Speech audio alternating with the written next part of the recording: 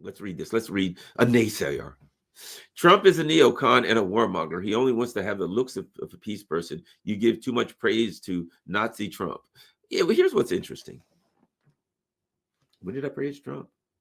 Never praised Trump one time. I didn't say he's great, he's wonderful, he's brilliant. In fact, I said he's doing a lot of stupid things, a lot of bad things, what have you. No praise for Trump whatsoever. What I find interesting is the dynamic online. And the dynamic is one of black or white, right or wrong, good or bad, up or down. If you don't condemn everything that Trump says nonstop and say he's the most terrible, evil, horrible person, he has demonized Trump.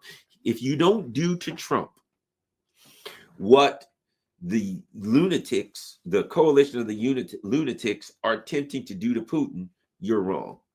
Why aren't you completely demonizing Trump? My position is this. Of what value is that?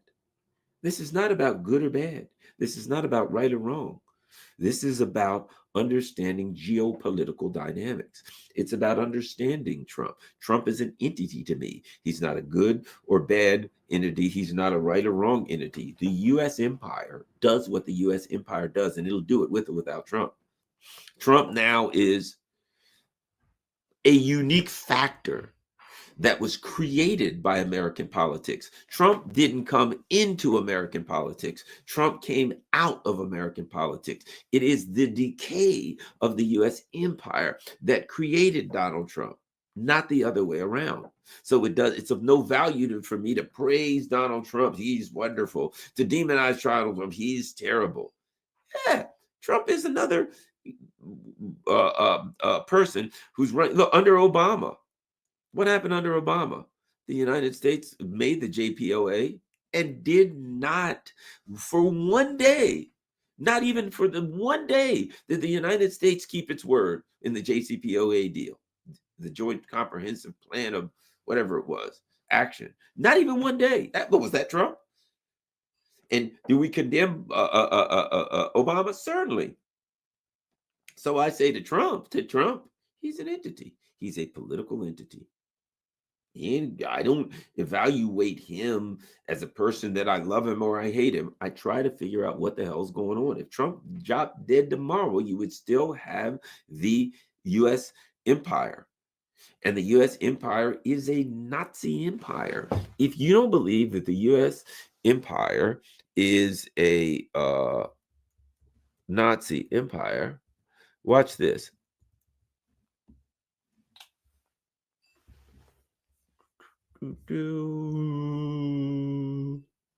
Let me show you something. The U.S. empire is a Nazi empire. You don't believe me? Believe your own eyes.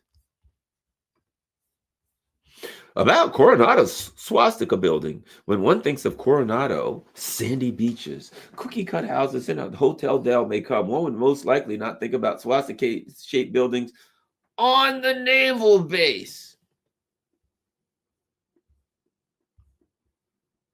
This is a building that was built in 1968 on a naval base in San Diego, and it's still there.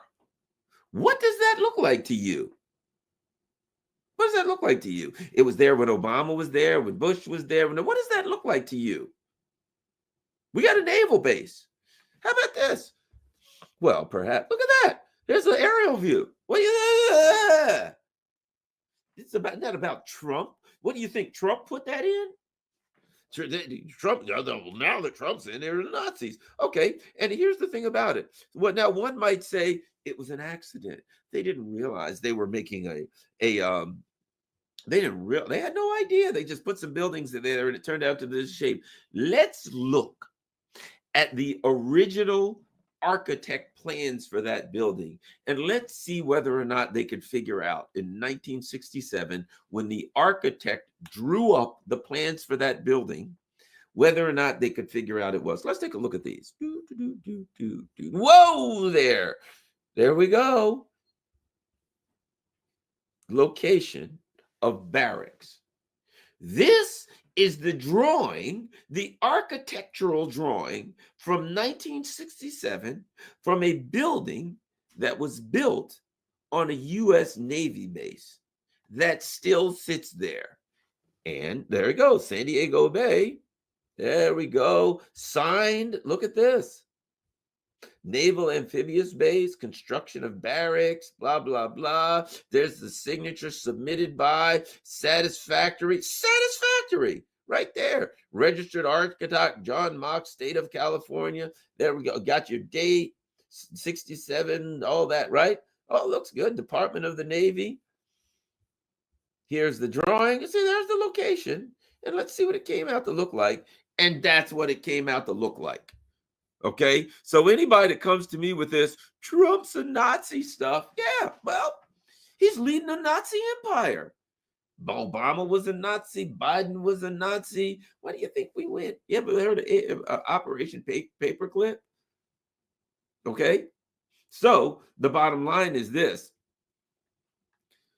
the idea that an empire that after now 1967, let's do the math, 1945, 22 years after the so-called Nazis fell, the United States is putting up swastikas, and it's still there to this day. Gee, I wonder why they never took it down. Because Nazis don't get rid of swastikas. All one needs to do is look at the regime that we're supporting in Kiev. They're goose-stepping around. They're literally goose-stepping all over. How about this? Let's see. How about this? One other thing.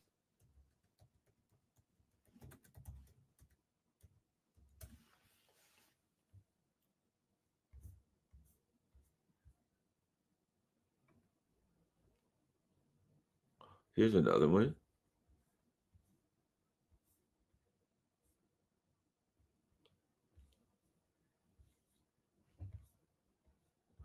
Let's take a look at NATO headquarters, shall we?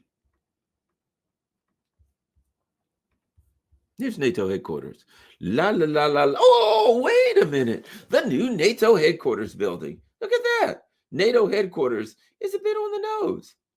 Why does the NATO headquarters building look exactly like the Nazi SS? There we go. The NATO's building. And looks like a couple of S's to me. What do you think? Nazi SS.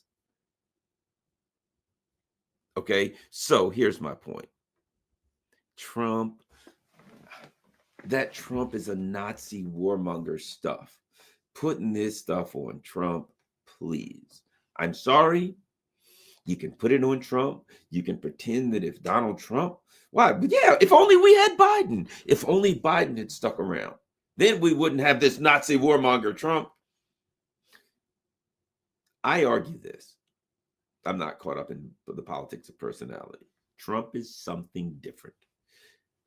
He's a threat to the empire, not because he's not a warmonger.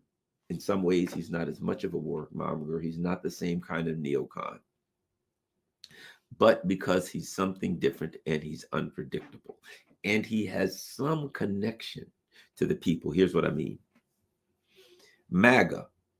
The MAGA people within the MAGA people, which the MAGA is nothing but the Tea Party, incarnated the latest iteration of the Tea Party.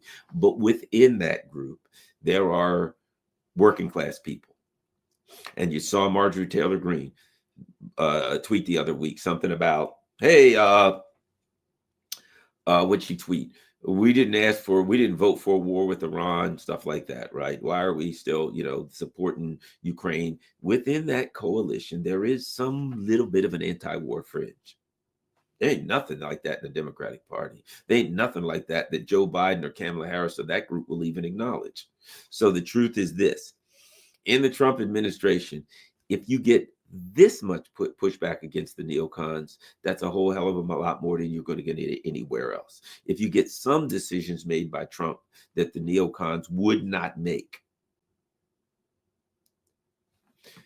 The enemy of my enemy sometime is my friend. Trump ain't my friend, but sometimes he is the enemy of my enemy. So should I condemn Trump? Sure. All of that. He's involved in a genocide. Yes.